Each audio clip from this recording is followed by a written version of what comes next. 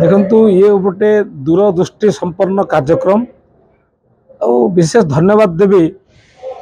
संवादर editor Shri Soumyaranjan Patnaik को जे बहुत चिंता करी जो परिवेश पंचायत कथा उपरे आलोचना चक्र आज निर्देश दायित्व थिबा जेना बाबू तरफ जो भंजनगर में जो आलोचना चक्र है ए बहुत बुद्धि माने ज्ञानी गुणी विद्वान पंडित माने बसलु भंजनगर उपरे आम विस्तृत आलोचना कलु एवं आगामी दिन में समस्ते सचेतन हेबे पुखानुपुखी आलोचना करूँ। विशेषकर संवाद ओडिशा जो अच्छी संवाद तार बहुत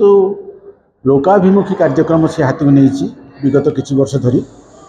चलित वर्ष भी दुई दुईटी कार्यक्रम हाथ को नहीं मु मोर वक्तव्य कही गोटे है आपणकर निशा निवारण एवं द्वितीयटी ये जो परिवेश पंचायत से परिवेश पंचायत उपरे मान्यवर विधायक श्रीयुक्त नायक आम सहित थिले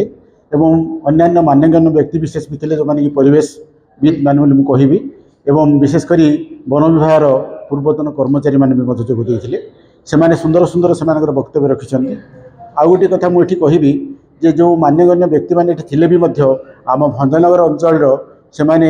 आगधाड़ी व्यक्ति विशेष आउ बहु कलाकार भी थे कहीं आमर आज यही द्वितीय अधिवेशन आउ गोटे कार्यक्रम रही हूँ आपंकर स्थानीय कलाकार मानक आम सुजोग पाइलु जे जो मैंने कि परिवेश संपर्क में विभिन्न गाँव को जाकरी जनसचेतनता कार्यक्रम दासकाठिया हो पाला हो आप भारत लीला हो कि ओडिसी नृत्य हो से सब कलाकार मैंने आम भंजनगर ब्लॉक समस्त आछि समय पर समर्थित करा तेणु आज कार्यक्रम निश्चित भाव मुझे ये समाज को निश्चय सुंदर वार्ताटे देव एवं प्रत्येक व्यक्ति विशेष निश्चित भाव ताकू अक्षर अक्षर पालन करने चेष्टा करें। धन्यवाद। परिवेश पंचायत ये हूँ गोटे बड़ आह्वान टे सौम्यरंजन पट्टनायक जेहेतु समग्र पृथ्वी रे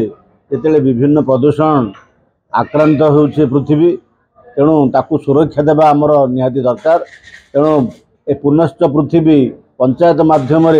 जनसचेतनता करवा सौम्यरंजन पट्टनायक मुख्य लक्ष्य तेणु आज आम समस्ते सजग रहा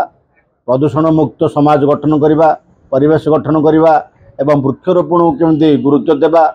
ता सहित निशा निवारण को केमती आम ताकू प्रतिरोध करवा से आम सजग रहार आवश्यकता रही तेणु आज ये कार्यक्रम बहुत पुनश्च पृथ्वी एक मुख्य उद्देश्य है तार समाजर